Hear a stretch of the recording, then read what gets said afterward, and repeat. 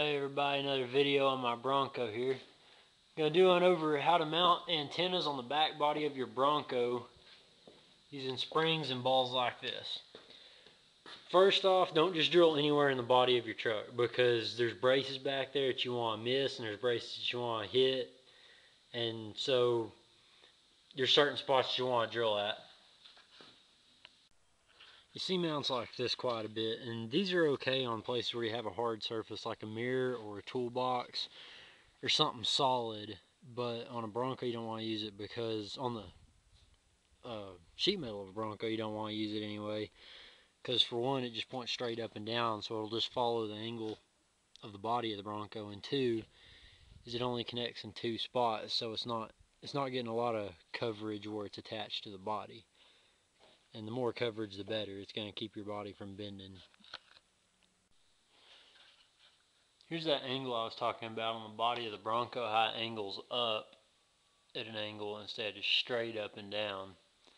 And that's one reason you want to use a ball mount, is because that way your mount can go at that angle, but you can adjust your ball to point your antenna straight up and down.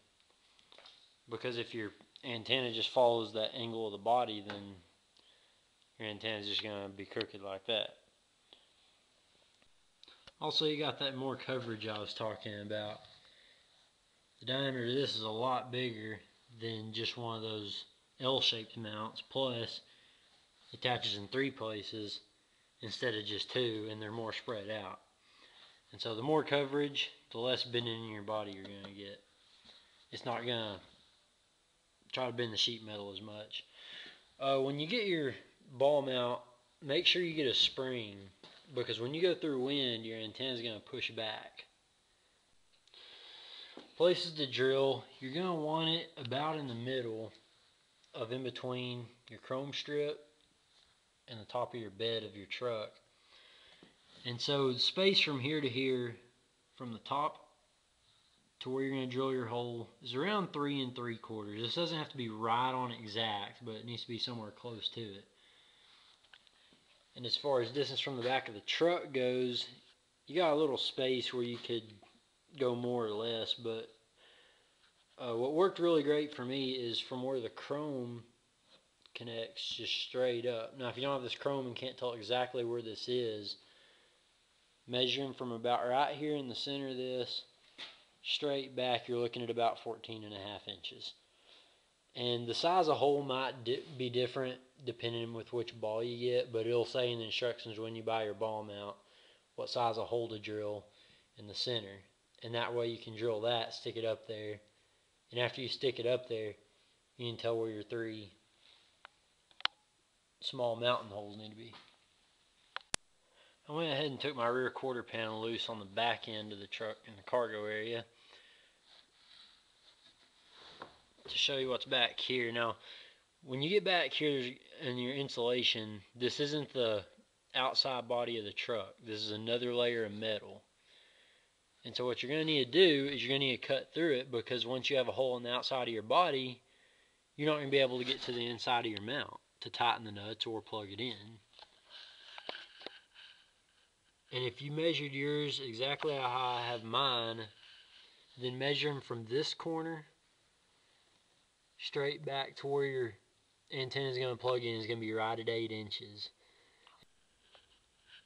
If you cut your hole about 4 inches by 4 inches, that'll be enough to tighten up to get your wrench in there and tighten up your nuts on your mount and get it plugged in. Whenever you're cutting, watch out for your insulation, because you don't want to catch anything on fire, because that would suck. And whenever you put it on, your mount's going to come with a backing plate. You can see it right there, the round plate. Put that on the inside, and now spread out where that mount is attached to the body, and that's what keeps your body from bending. Plus, what it's also should come with, and you want to make sure you put on, is right underneath this, you're going to have a rubber seal. That's going to keep moisture out of there, because you don't want any water getting inside of here. 2 other small notes is whenever you buy your ball mount, it's best not to just go cheap because the two things you'll run into with a cheap ball mount is, one, the ball will have a little bit of play in it and it'll rock around whenever your antenna rocks around. And second of all, a cheap ball mount will start rusting a lot sooner than one of the better brands.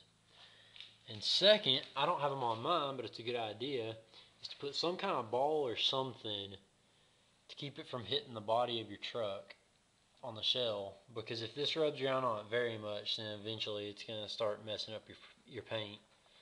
And so I'm probably going to do that to mine sometime, but it's a good idea, and it keeps the antenna off the side of your truck. When you're done, it should look something like that. And of course your ball mount's adjustable, so you can make them point outwards some, or lean inwards, or backwards, or forwards, however you like it.